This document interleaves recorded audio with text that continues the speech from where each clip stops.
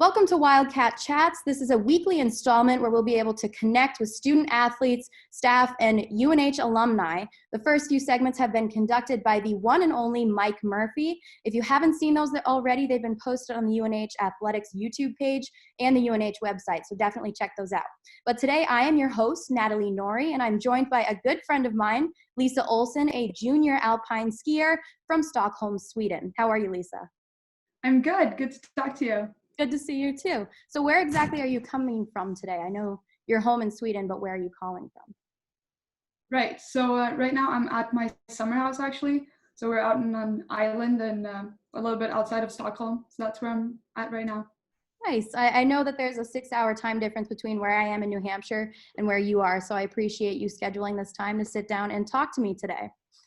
So I kind of want to jump back to the beginning of when all of this started. You and your team had just wrapped up your regular season, and you and a couple teammates had qualified for the NCAA tournament in Montana. So this is a 4-day event, and you have 2 races, and it got canceled halfway through. So can you kind of talk about the emotion that you and your teammates and captains felt knowing that NCAA just had been canceled?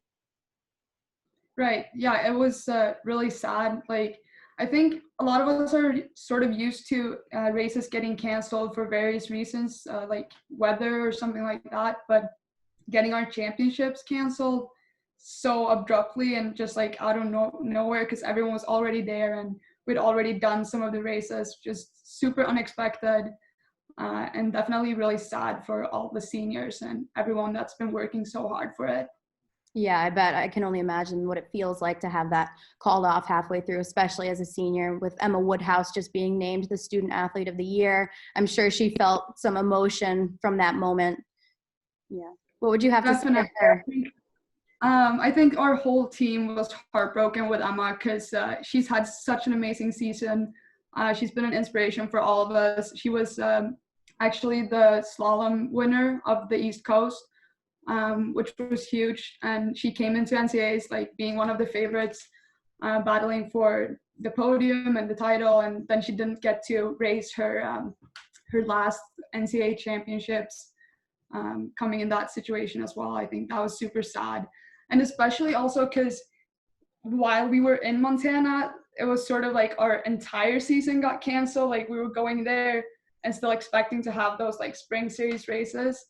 And then while we were there, it was just everything got canceled and people are starting to feel like, okay, like the slalom will be our last race of the season or for some people of their career. And then that was just sort of taken away, and that was really tough.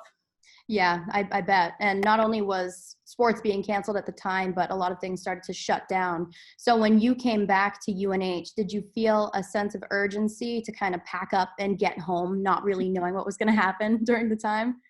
Definitely. I actually, when I left for Montana, I had a plane ticket booked to go on spring break when we got back. But when I was still in Montana, my dad booked a flight for me from Boston, flying home to Sweden.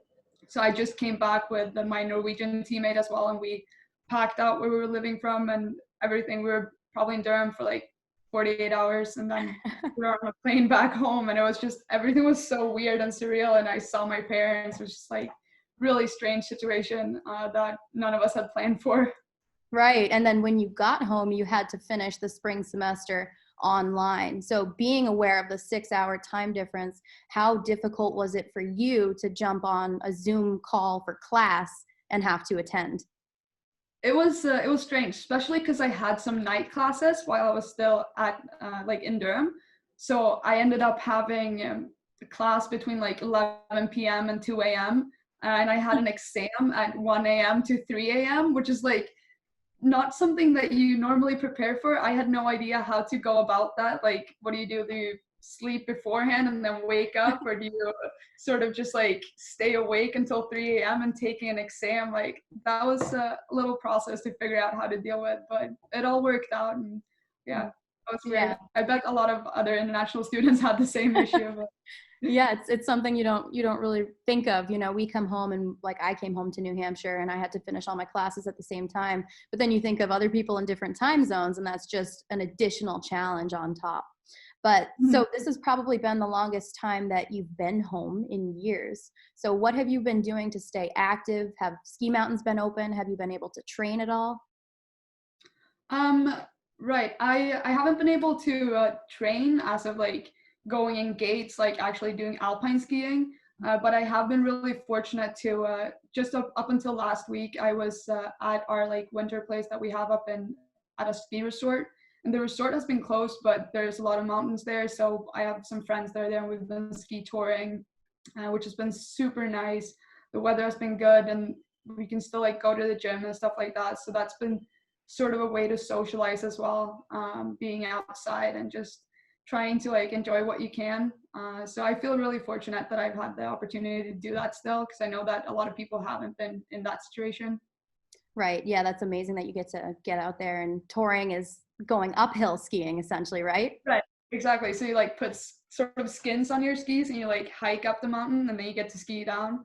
So it's like hiking for a long time and then just one run down, which I'm not really used to, but it's a nice sort of like get out in the nature experience. So Right. And that's that good.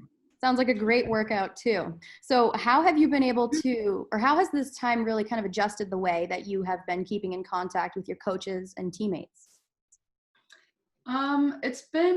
It's been different for sure. We've actually had some like Zoom meetings with our team, which I know I've appreciated a whole lot, because just sort of being home makes you feel like disconnected to your like UNH family. So I really appreciated having that time, and I try to stay connected with all of our people on the team still. But it's been different. I feel like I've actually sort of had the opportunity to maybe reconnect with some of the people that I don't see that much during the normal year when I'm in the US. So that's been nice to sort of like catch up with some friends that I don't see that much normally. But I really it's tough to just be away for so long, because I feel like we've already been away for like a whole summer break from each other. So that's been tough. But my team is really good about staying in touch, so we try to make the most out of it. Right. And these are just such unprecedented times. No one really knows how to handle it. But the last thing I want to ask you is, For sure. growing up as an athlete and being a student athlete currently, you're used to competition, you're used to preparing for the unexpected, especially during a ski race. So how would you say that this unprecedented time, how have you been able to stay mentally tough and resilient and kind of get used to preparing for the unexpected? Right. So I'd say that as a student athlete or as an athlete and as a ski racer and probably many other sports as well, like our sport is an outdoor sport. We never really know like what to expect when at a race. There's so many times that you've like put in so much effort and prepared for something, and then it just turns out not at all the way that you expected, or races getting canceled, like I said before, is also like really common. And sometimes you travel super far and you don't get to like train at all if you were there for a camp, or you don't get to race.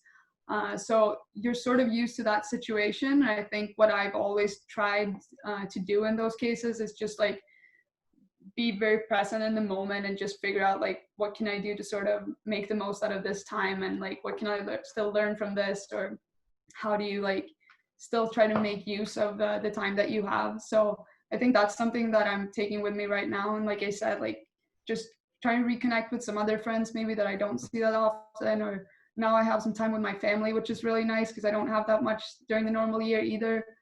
So just try and like shift your values a little bit and see like, okay, what can I do to make this time count as well? I think is how I've been trying to cope with the whole situation that we have. That's a great answer. And I've been very happy to hear about what you've been up to. And I think, it's so cool what you're doing out there.